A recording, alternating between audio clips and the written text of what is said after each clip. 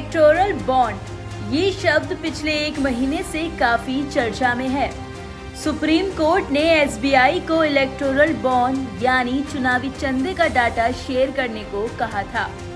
मतलब किस पार्टी को कितना चंदा मिला, किसे दिया गया, ये सब एससी ने बैंक से मांगा था। साथ ही जानकारी सार्वजनिक करने को भी कहा। तो बीती शाम बैंक से मिली जानकारी को इलेक्शन कमीशन ने पब्लिश कर दिया। तो बता दें आपको कि डाटा में पता चला है कि बीजेपी को सबसे ज्यादा चंदा दिया गया। साथ ही एक चौंकाने वाली बात सामने आई है कि चंदा देने वाली 30 कंपनियों में से 14 पर केंद्रीय या राज्य जांच एजेंसियों द्वारा कार्रवाई हो चुकी है। चलिए विस्तार से बताते हैं आपको कि किस कंपनी पर रेड पड़ी थी और उसके बाद उसने सरकार को कितना इलेक्टोरल बॉन्ड दिया। Megha engineering and infrastructure limited. अक्टूबर 2019 में इनकम टैक्स विभाग ने हैदराबाद और दूसरे शहरों में तेलुगु टाइकून कृष्णा रेड्डी की मेघा इंजीनियरिंग इंफ्रास्ट्रक्चर लिमिटेड के कई कार्यालयों पर छापेमारी की थी। तब से कंपनी ने चुनावी बॉन्ड में 966 करोड़ रुपए का दान दिया है। Haldia energy limited. इस कंपनी ने चुनावी बॉन्ड में 377 करोड़ रुपए का चंदा दिया। मार्च 2020 में इसे केंद्रीय जांच ब्यूरो की कार्रवाई का सामना करना पड़ा था। फ्यूचर गेमिंग और होटल सर्विसेज।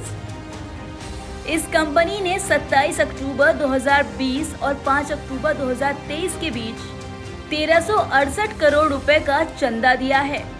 वहीं 2022 में प्रवर्तन निदेशालय ने यानी ईडी ने मनी लॉन्ड्रिंग मामले में इस कंपनी और उसके अलग अलग उप वितरकों की 409 करोड़ रुपए से ज्यादा की संपत्ति कुर्क की थी।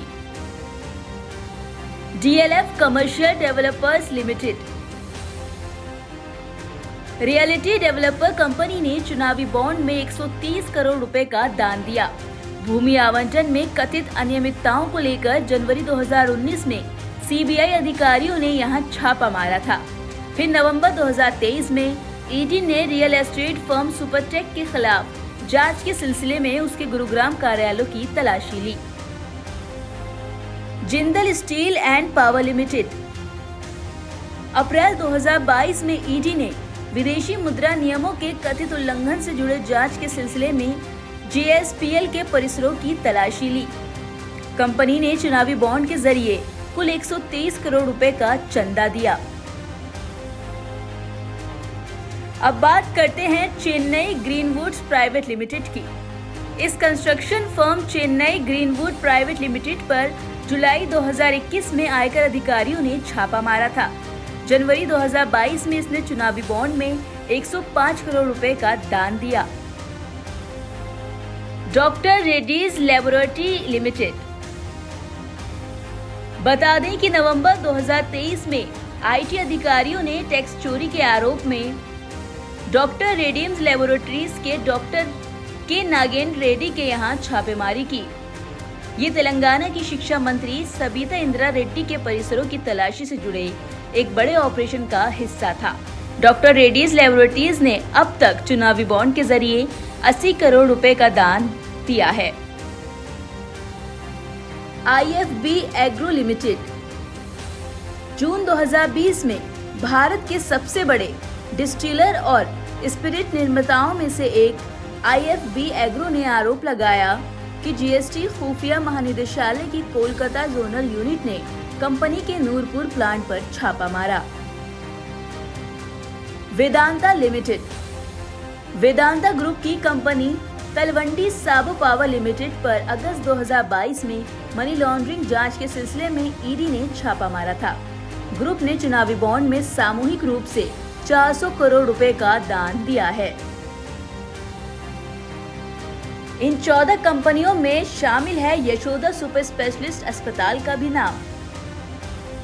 हैदराबाद स्थित कॉर्पोरेट हॉस्पिटल चेन पर दिसंबर 2020 में आयकर अधिकारियों ने छापा मारा था। इसने अक्टूबर 2021 में चुनावी बॉन्ड में 162 करोड़ रुपए का चंदा दिया था। NCC limited. हैदराबाद स्थित फर्म ने चुनावी बॉन्ड के जरिए 60 करोड़ रुपए का चंदा दिया है। टैक्स चोरी के आरोप में आयकर विभाग ने इस पर नवंबर 2022 में छापेमारी की थी। DVS laboratory limited. साथ ही हैदराबाद स्थित डेविस लैबोरेटरी को फरवरी 2019 में IT कार्रवाई का सामना करना पड़ा।